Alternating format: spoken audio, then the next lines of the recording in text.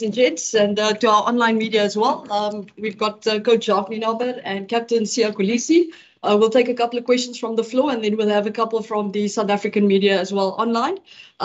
Just note that we will have different languages toward the end for the two of them, and then we'll have two players, Kwagga Smith and Lucanio M, that will come in afterwards for about 10 minutes. So we'll start with questions from the floor, if anybody is up for it. So matches against the All Blacks, now into Wallabies. How do you think the Wallabies are measuring up against the All Blacks? To the World Rugby at the moment, because it's been a topsy-turvy couple of years for Australia, and here at times it's not always pleasing. But how do you see the Wallabies at the moment? No, I mean, I can talk about tonight. They were amazing tonight. They played really well. I thought they took every opportunity that they created. Where I felt we created a lot of opportunities, especially in the first half. We parked in the 22 and didn't take our opportunities. And they're a great side. All the teams go through ups and downs. We had our ups and downs, and in a tier one nation like this, they'll always find a way to come back. And I think the top 10 in world rugby is in contention, for going forward. You talk about those opportunities, and then just an instant reflection. Was it just a case of just not being clinical enough? Was it just that the defence and the Wallabies were just too kind of slugging? What do you compare down to? No, I think of both. I think of both. We're going to have to look at the game and see, obviously, afterwards. But I thought, we could have been a little bit more clinical, but the defence was good at time one, getting a steal, in the 22. So, we'll have a good look afterwards. John, just on those opportunities, it's something you've addressed a lot over the last year. Just from your perspective, you must have been happy with the way you built back into the game after going 10 points to build down early. But how frustrating is that inability to convert? Yeah, Matt, you spot on. I think if you look at the last test against Wales, there was 3 times they do over the try line, and it was disallowed. Against New Zealand, the last test match, we were over the try line 3 or 4 times, and it was disallowed. And tonight, I thought we were over the try line a couple of times, or close, or 5 meters or 2 meters from the try line, and it was, and we didn't score. And again, I think it's 50-50. Hats off to Australia. I thought their defence was good, and we didn't capitalise. So it's frustrating, but like Sia said, I think we're all emotional now, so we'll have to have a good look and see why. But yes, we camped down in there 22 the back end of the first half, and we just didn't get any conversion of points. You ended the game with superior territory and possession, and a very dominant set piece. So something to build on surely for next week as well. Yeah, I think I said it now in the change room. That's the beauty of rugby. You've got 7 days, and then you get another opportunity. So for us, it's take our lessons and have a good look at the game, and then change a couple of things if we have to, and then it's up to the next week. Yellow card. Yes, I'm going to try and stay clear of that, but look, it is what it is. The referees made a decision, and we got to live by it. It's been kind of important. Yeah. No, I think the yellow card obviously came at a time, especially I thought they capitalised nicely on it. So it was a tough one when you lose a 9, especially on defence. Sorry, Jack, why are you trying to stay clear of it? We don't comment on the ref decision. That's his job. We worry about what we can control. Yeah. I think defensively, looking back at it, I think I could have controlled it better. We could have controlled it better. I don't think we control. Sorry, ma'am. I was thinking you were asking about the decision from the referee's point of view. So that I'm staying clear of. But listen, the handling of it, I thought we handled it. Not staying clear of it. I agree with it. If it's a penalty, if it's a yellow card, it's a yellow card. I just thought we could have handled it better. And when I say we, I mean us as a team, coach and player. Just the Marika tackle, how significant a moment do you feel that might have been as well? And what do you make of his performance overall?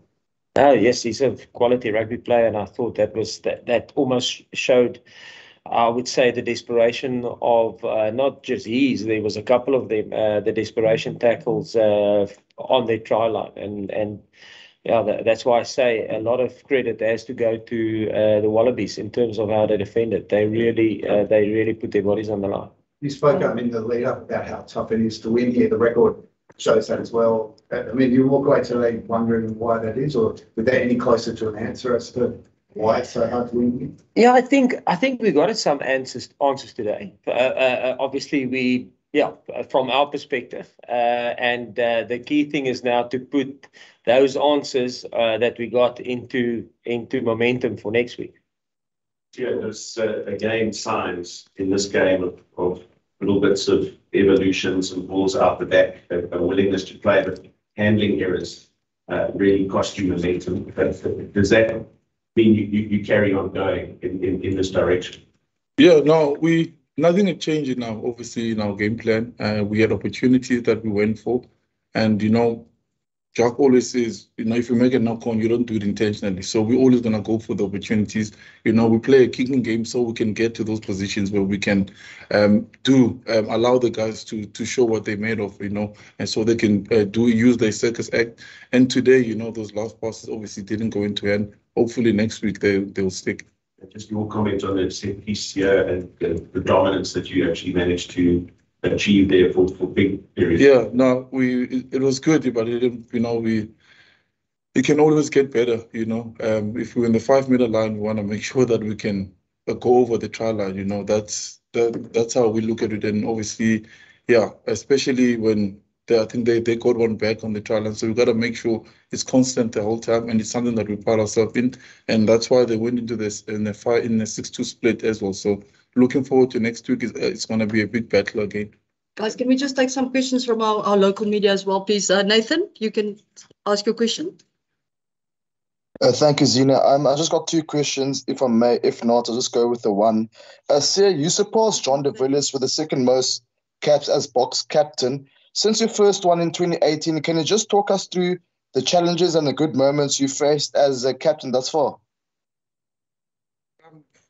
Honestly, being captain in this Springbok team, in this environment that's been set out since 2018, we always see it as it's a cap or a jacket that you put in the door when you walk in, because we have every single player is a leader in our team, and we've got a strategy that everybody takes charge.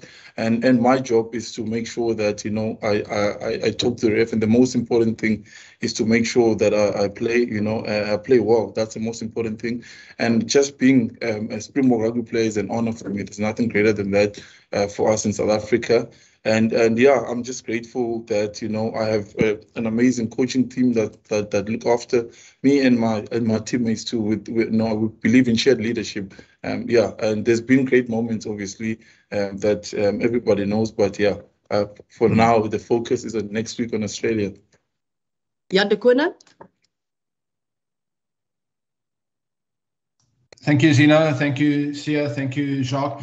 Jacques, Sia can also answer this, but we heard again today you talk about the opportunities against Wales, opportunities against New Zealand, opportunities tonight or today. And then also when you go a man up, you seem to lose momentum. It happened against New Zealand at a crucial stage, and today again it happened at a crucial stage. What is the reason for that? I mean, that's game costing. I mean, you can see the entire momentum shift. Is it game management? What is the problem there? To be honest, we probably will have to have a look at it. I'm not sure. Maybe a little bit naive tactics from our side. I'm honestly, last week I can say when New Zealand went to 14 men, I thought we were a little bit naive in terms of how we handled that. And when I say we, I mean coaches, I mean players. It's not the players. I thought we were a little bit naive there in terms of how we closed out that last 7 games, last 7 minutes. Maybe could have kept the ball in hand a little bit more. But we spoke about that and we addressed it. And again, I'm saying it's not a player thing. It's us. I felt we could have been more clinical and clear with messages coming from up top. But tonight, I'm not sure. We will have to. I'll have to have a good look at it. But you're right. When we went down to 14 men, I really thought they put us under nice pressure. But when they were 14 men, we struggled to get the ball into the space where that winger was. So yeah. Dylan? Thank you, Zina. Just a question for Jacques, please. Jacques, another worrying trend that seems to emerge is the teams sort of starting games a bit sluggishly. Did the same against New Zealand at Ellis Park, and I think in the first test against Wales. What do you put that down to? Yes, no, I can't put my finger on that. I mean, I don't think you can control a good start, but you can because I mean, they restart the game. We expected the ball to come down in the middle. They won that turnover, and from there on, they put pressure on us and they scored. So you can't plan for a good start. I mean, but you can plan to bring intensity. So yeah, no, I don't know why that happened, to be honest. Hendrik? Hello, Jacques. Hello, Sia. Hendrik? Jacques, what frustrated you more? Some shocking calls by Paul Williams or the below par performances of some of your players? No, listen, we have to, Hendrik, we can only look at ourselves. We can't control anything other than what we can control. And yeah, so we will only look at ourselves. Guys, we'll just take a few more questions before we bring in the players. Mubin? Hi, Zina. Thanks. Hi, Sia. Hi, Jacques. Jacques, just 3 key problems at the moment. Dylan spoke about the poor starts. Could you touch on the defense at the moment, Jacques? We're leaking lots of tries at the moment. I know that's your department.